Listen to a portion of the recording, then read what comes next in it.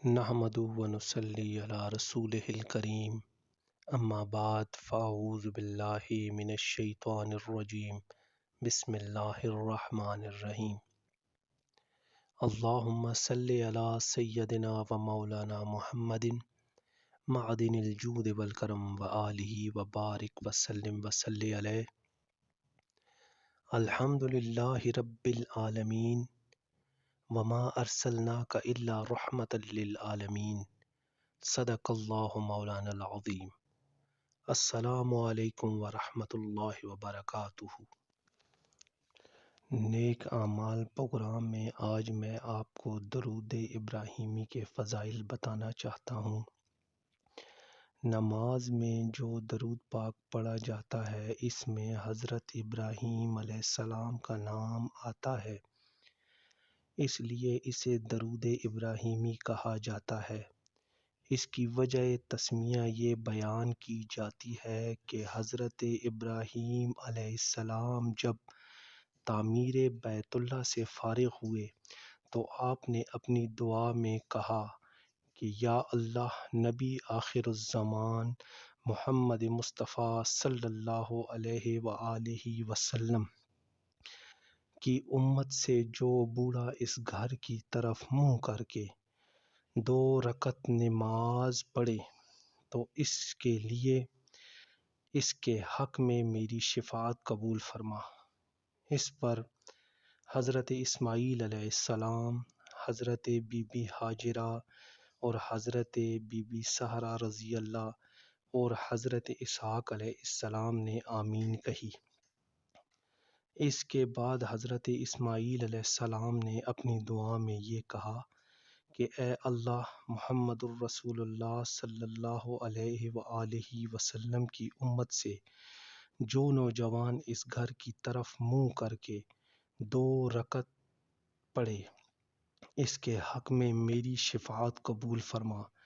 اس پر حضرت ابراہیم علیہ السلام، حضرت اسحاق علیہ السلام، بی بی ہاجرہ اور بی بی سہرہ رضی اللہ نے آمین کہی۔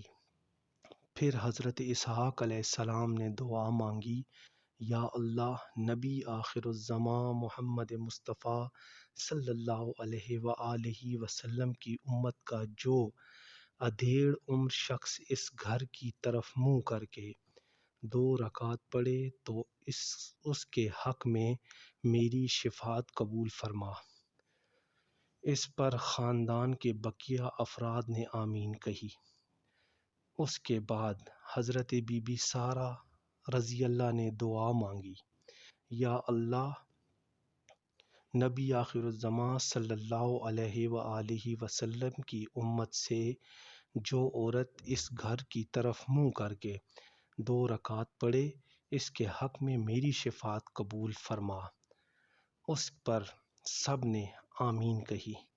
آخر میں حضرت بی بی ہاجرہ رضی اللہ نے یوں دعا کی کہ یا اللہ، امت محمد صلی اللہ علیہ وآلہ وسلم سے جو لڑکی اس گھر کی طرف منہ کر کے 2 رکعت پڑھے اس کے حق میں میری شفاعت قبول فرما۔ اس پر سب نے آمین کہی۔ حضرت ابراہیم علیہ السلام کے خاندان کا یہ بیش بہا تحفہ جو امت محمدیہ کے حق میں پیش کیا گیا، اس کے بدلے میں امت محمدی کو یہ حکم دیا گیا کہ خاندان ابراہیمی کے حق میں 5 نمازوں میں دعا کیا کرو، اور اس دعا کو حضور صلی اللہ علیہ وآلہ وسلم نے درود ابراہیمی کی صورت میں بوضاحت بیان فرمایا۔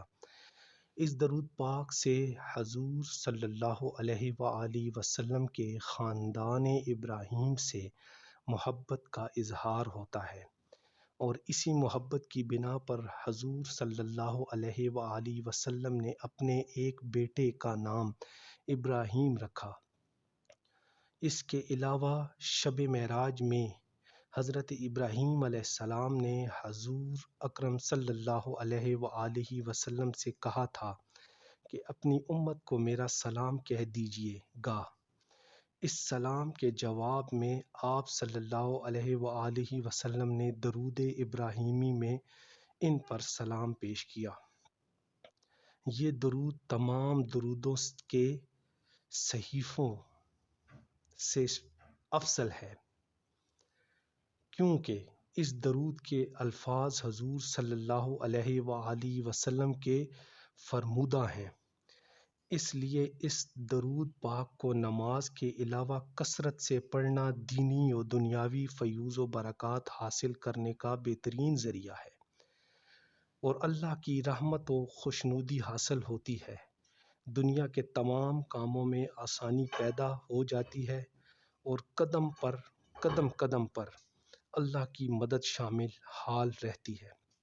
حاجات پوری ہو جاتی ہیں، حضور کی شفاعت واجب ہوتی ہے، رزق کی تنگی دور ہو جاتی ہے، مال و اسباب میں برکت پیدا ہوتی ہے، خاتمہ بالایمان ہوتا ہے۔ اس کے علاوہ آخرت کی زندگی سے متعلقہ تمام منازل آسان ہو جاتے ہیں۔ اس درود پاک کو معمول سے پڑھنے والا جنت میں جائے گا۔ اس درود پاک کی سند بخاری شریف کی یہ روایت ہے کہ حضرت عبد الرحمن بن ابی نے کہا ہے کہ ہم کعب بن عجرہ سے ملنے انہوں نے کہا کہ کیا میں تمہیں حضور کی حدیث سناؤں؟ ہم نے کہا فرمائیے۔ تو پھر انہوں نے بیان کیا کہ ایک مرتبہ ایسا ہوا کہ ہم نے حضور صلی اللہ علیہ وآلہ وسلم سے التجا کی کہ یا رسول اللہ صلی اللہ علیہ وآلہ وسلم، آپ پر درود بھیجنا تو ہم کو معلوم ہو چکا ہے، مگر ہم درود کس طرح بھیجیں؟ تو حضور صلی اللہ علیہ وآلہ وسلم نے فرمایا کہ ان الفاظ سے مجھ پر درود بھیجو۔ آخر میں دعا ہے اللہ رب العزت کے حضور کہ جو سنا اس پر عمل کرنے کی توفیق عطا فرمائے۔ آمین ثم آمین یا رب العالمین۔ اللہم صلی علی سیدنا و مولانا محمد معدن الجود والکرم وآلہ وبارک وسلم وصلی علیہ وما علینا الا البلاغ المبین۔